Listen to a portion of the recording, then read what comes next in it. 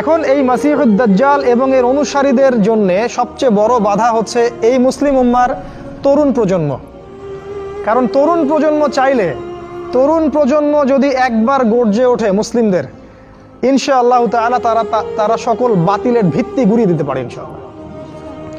তরুণ প্রজন্মের মধ্যেই ছিল খালিদ বিন ওয়ালিদ, তারেক বিন জিয়াদ, এই মানুষগুলা, ওমর ইবনুল খাত্তাব, আলী ইবনে আবি তালেব, যায়েদ ইবনে হারেসা, আসাদুল্লাহ, সাদ ইবনে আবি ওয়াক্কাস। এই যে সাহাবায়ে কেরামদের নাম আপনারা জানেন, তরুণ সাহাবী ছিলেন যখন তার ইসলামের পক্ষে দাঁড়িয়েছিলেন। একাই ওমর সে সারা মক্কাকে পরিবর্তন করে ফেললো। এক হামজার সামনেই 20-30টা মানুষ দাঁড়াতে সাহস পাইতো না। একজন তারেক বিন জিয়াদ, তিনি স্পেন জয় করে ফেললেন মাত্র অল্প কিছু সৈন্য নিয়ে। মোহাম্মদ বিন কাসিম আমাদের এই ভারতীয় উপমহাদেশ জয় করলেন। এখন আপনি মুসলিম হয়ে এখানে বসে আছেন। তো প্রথম যে কাজটা তারা করেছে সেটা হলো তারা আপনাকে আপনার জীবনের উদ্দেশ্য থেকে সরিয়ে দিয়েছে। 2 নাম্বার কাজ তারা যেটা করেছে সেটা হলো যে আপনার শারীরিক শক্তিটাকে তারা নষ্ট করেছে। প্রথমত, এখনকার যুবকদের শারীরিক শক্তি আর আমাদের চাচাদের শারীরিক শক্তির মধ্যে আকাশ পাতাল পার্থক্য আছে।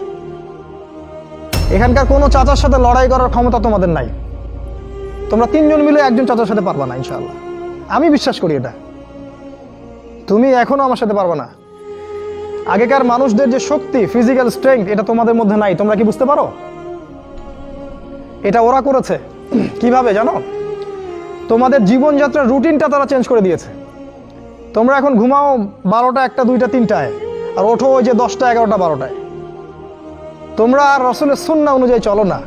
আমাদের চাচারা ঘুমাতেন 9টায়, ওই যে ভোর 4টায় উঠতেন, তাহাজ্জুদ পড়তেন, তারপরে নামাজ পড়তেন, মাঠে কাজ করতে যাইতেন। তাদের যে ফিজিক্যাল স্ট্রেংথ, এটা তোমাদের মধ্যে নাই। যদি আবারও মুক্তিযুদ্ধ হয়, তোমরা কিছুই করতে পারবে না দেশের জন্য।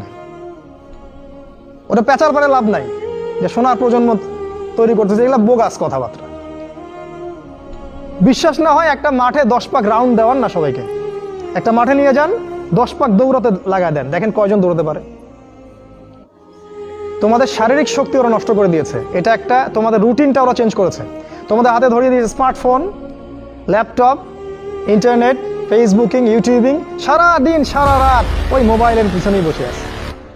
আমি শহরের ছেলে তো, আমি তো আরো ভালো জানি আপনাদের চাইতে। রাস্তায় হাঁটি, মাথা উপরে তুলে হাঁটে না, মাথা নিচের দিকে তুলেই হাঁটে। কার সাথে ধাক্কা লাগছে, কার সাথে কি হচ্ছে টেরই পায় না। শারীরিক শক্তি তোমাদের নষ্ট করেছে। আরেকটা কাজ তারা করেছে, আমরা যে খাবার খাই সেই প্রত্যেকটা খাবারের মধ্যে তারা এমন কিছু পয়জন ঢুকিয়ে দিয়েছে যার মধ্য দিয়ে এমন জটিল জটিল রোগ ব্যাধির সৃষ্টি হচ্ছে যেটা আগের 50-100 বছর আগে ছিল না। বিশ্বাস না হলে আপনি চেক করে দেখেন। এখন যত খাবার তোমরা খাও, বাইরের খাবার, ম্যানুফ্যাকচার্ড খাবার, এই প্রতিটা খাবার তোমাদের শরীরের জন্য ক্ষতিকর।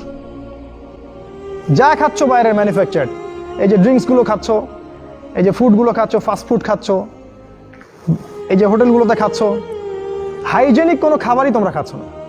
অথচ আমাদের এই চাচাদের দিকে তাকিয়ে দেখো, তারা সব দেশি জিনিসপত্র খেয়ে খেয়ে বড় হয়েছেন। ওই সময় ফ্রেশ বাতাস, ফ্রেশ খাবার, এখনও তারা স্ট্রং।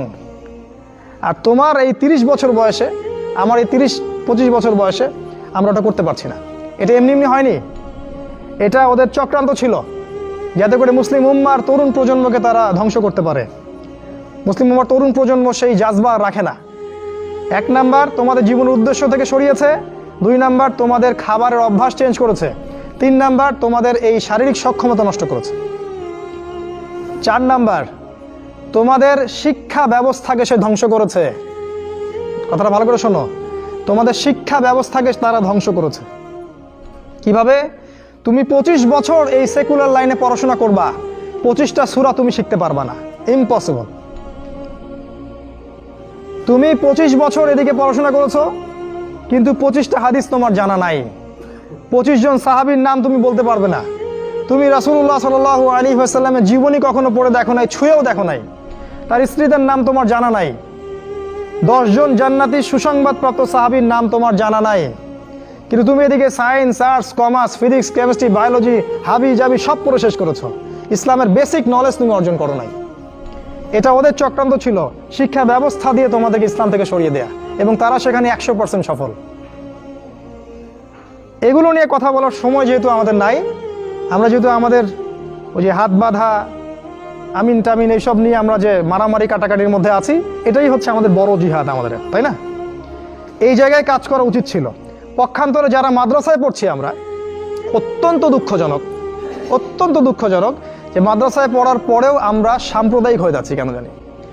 নিজের বুঝ, নিজের দল, নিজের মাযহাব, নিজের তরিকার বাইরে আমরা আর চিন্তা করতে পারছি না। ইসলাম যে একটা প্রশস্ত সাগর, এখানে যে কত কি আছে এটা আমাদের জানা হচ্ছে না। একই সাথে কোরআন সুন্নাহ হাতে থাকার পরেও আমরা বিশ্বকে চ্যালেঞ্জ করতে পারছি না। আল্লাহ পাক বলেছেন, কোরআন আমি তোমার উপর নাজিল করেছি তিবিয়ানান লিকুল্লি শাই, এটা প্রত্যেকটা বিষয়ের ব্যাখ্যা। কিন্তু কোরআন থেকে আমরা পৃথিবীর সবকিছু এখন ব্যাখ্যা করতে পারি না।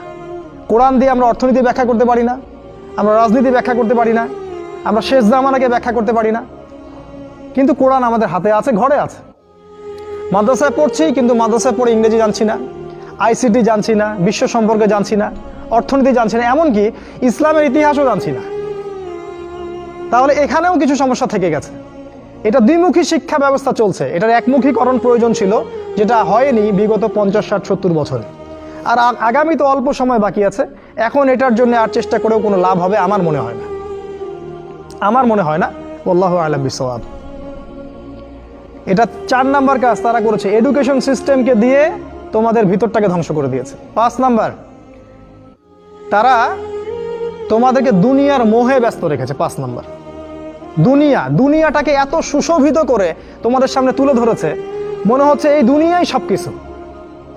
আর এই দুনিয়া পূজারী কোনো যুবক ছেলেকে দিয়ে আপনি আল্লাহর পথে কোনো খেদমত আশা করতে পারেন না, কারণ ওর পুরো চিন্তাটা দুনিয়া কেন্দ্রিক। সকালবেলা ঘুম থেকে উঠেও চিন্তা করে দুনিয়া, রাতে ঘুমানো পর্যন্ত। আলহাকুমুত তাকাসুর, আল্লাহ পাক বলেছেন, হাত্তা যুরতুমুল মাকাবির, যতক্ষণ না তোমরা কবরে পৌঁছাচ্ছ ততক্ষণ এই প্রাচুর্যের প্রতিযোগিতায় লিপ্ত আছো। দুনিয়ার সুশোভিত, এই যে দেখবে দুনিয়ার যত মোহ, এটা তোমার সামনে সহজলভ্য করা হয়েছে। অল্প টাকা দিন এত জিবি কিনুন, মাত্র এত টাকা দিন এত কিছু কিনুন।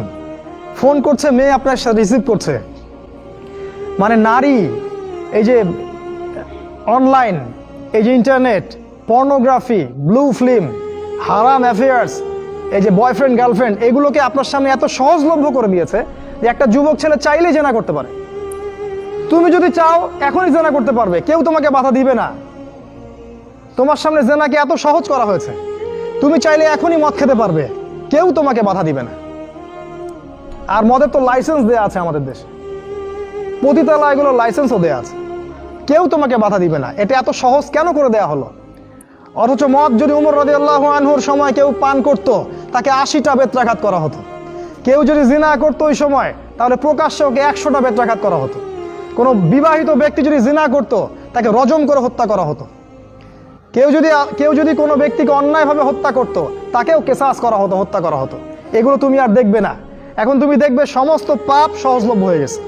এটা এমনি হয়নি, তারা করেছে তোমার জন্যে, যাতে তোমার ভিতরের ঈমানটা চলে যায়। কারণ পাপী হৃদয় নিয়ে তুমি আল্লাহর পথে দাওয়াত ও জিহাদ করতে পারবে না। কদ আফলাহা মান যাক্কাহা ওয়া কদ খাবা মান দাসাহা, যে পবিত্র হয়েছে সে সফল, আর সে ধ্বংস হলো যার ভিতরটা কলুষিত হয়ে গেছে। তোমার ভিতরটা কলুষিত হয়ে গেছে, তোমার ভিতরে কোনো রকম চেতনাই নাই আল্লাহর পথে দাওয়াতের এবং জিহাদের, এটা ধ্বংস করে ফেলা হয়েছে। কারণ পাপ করতে করতে করতে করতে তোমার ভিতরে কালিমা লেপন হয়ে গেছে। কারণ তুমি দিনে একটা বারো আল্লাহকে বলো না, আস্তাগফিরুল্লাহ ওয়া আতুবু ইলাইহি। খেয়াল করে দেখবা, কোরআন তেলাওয়াত শুনে তোমার চোখ দিয়ে কখনো পানি পড়ে না। কখনো কি খেয়াল করেছো যে কোরআন তেলাওয়াত তোমার সামনে দিনরাত করা হচ্ছে, তোমার চোখ দিয়ে এক ফোঁটা পানি বের হচ্ছে না? কেন বের হচ্ছে না?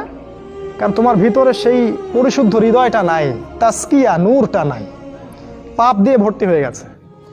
6 নাম্বার, নারীকে তোমার সামনে সহজলভ্য করা হয়েছে। নারী, মেয়েদেরকে তোমার সামনে এমনভাবে উপস্থাপন করা হয়েছে ন্যাংটা করে। রাসূল সাল্লাল্লাহু আলাইহি ওয়াসাল্লাম বলেছিলেন যে শেষ জামানায় 2 শ্রেণীর মানুষ আসবে যাদেরকে আমি এখনো দেখি নাই। এক শ্রেণী হচ্ছে নিসাউন কাসিয়াতুন আরিয়া, মুইলাতুন মামিলাত, মানে এমন এক শ্রেণীর মেয়ে বের হবে শেষ জামানায় যারা কাপড় পরেও ন্যাংটা হয়ে থাকবে। ভাষাটা ভালো করে বোঝেন, কাপড় পরেও তারা নগ্ন হয়ে থাকবে। আমার মনে হয় না এটার ব্যাখ্যা করার দরকার আছে। কাপড় পরবে, কিন্তু কাপড়ের সবকিছুই, ভিতরে সবকিছু আপনি দেখতে পারবেন, বুঝতে পারবেন কোন অঙ্গ কতটুকু উঁচু নিচু, কোনটা কি। এখন এমন ড্রেস বাইরে থেকে ভিতরে সব দেখা যায়, কাঠামোকে সেটাও দেখা যায়। এমনকি এমন বোরখা বের হয়েছে এখন, যেটা পরার পরেও দেখবেন যে তার ফিজিক্যাল সমস্ত স্ট্রাকচার বোঝা যায়। এই যে নারীরা বের হবে, এটা রাসূল আগেই বলেছিলেন। একটা হাদিস আপনাদেরকে বলি, নবী সাল্লাল্লাহু আলাইহি ওয়াসাল্লাম আরও বলেছেন যে এই মাসিহুদ দাজ্জালের সবচেয়ে শেষ অনুসারী হবে এক শ্রেণীর নারী, এক শ্রেণীর নগ্ন নারী, যাদেরকে তার স্বামী, বাবা, পিতা ঘরে রাখতে চাইবে, কিন্তু তারা ঘরে থাকবে না, তারা বাঁধন ছিঁড়ে বের হয়ে চলে যাবে বাইরে।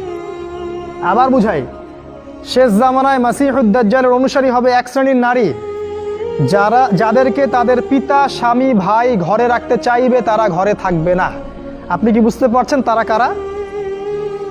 বর্তমান সময়ের এই ফ্যামিনিস্ট রেভলিউশন যারা করছে, এরা সবাই দাজ্জালের অনুসারী। দাজ্জাল যখন বের হবে, এরা সবাই তাকে অনুসরণ করবে, অবশ্যই করবে। একটা কোভিড-19 যদি সবাইকে একমুখী করে ফেলতে পারে, দাজ্জালের ফিতনা যে কত ভয়ঙ্কর হবে সেটা চিন্তাই করতে পারবেন না আপনি। একটা খালি হুঙ্কার যে মূর্তি স্থাপন হবেই, যে এর বিরোধিতা করবে তার বিরুদ্ধে রাষ্ট্রদ্রোহের মামলা দেওয়া হবে, সারা দেশের মানুষ ম্যাক্সিমামই এখন ওইদিকে অনুসরণ করছে। এই যদি অবস্থা, তাহলে দাজ্জাল যখন বের হবে তখন যে কোটি কোটি মানুষ তাকে অনুসরণ করবে না, এটা কি কোনো গ্যারান্টি আছে? বরং কোটি কোটি মানুষই তাকে অনুসরণ করবে। তোমার সামনে নারীকে সহজলভ্য করে দেওয়া হয়েছে। স্কুলে নারী, স্কুল কলেজের মধ্যে কো এডুকেশন, ছেলে মেয়ে একসাথে বসে পড়াশোনা করে। একটা মেয়ে এরকম নগ্ন পোশাক পরে আমার সামনে যদি বসে থাকে দিনে 5 ঘন্টা, কয়দিন আপনি জেনা থেকে দূরে থাকতে পারবেন বলেন তো?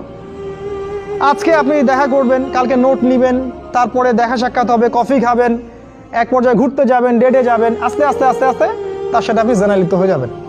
এর জন্য কি শুধু ছেলেটা দায়ী? এর জন্য কি শুধু ছেলেটাই দায়ী?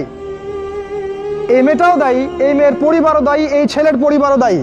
আর সবচেয়ে বড় দায়ী হচ্ছে সে ব্যক্তি যে এই সিস্টেমটাকে লঞ্চ করেছে এই দেশের মধ্যে, যে সিস্টেমের মধ্যে পড়াশোনা করাচ্ছে, এরাই সবচেয়ে বড় দায়ী।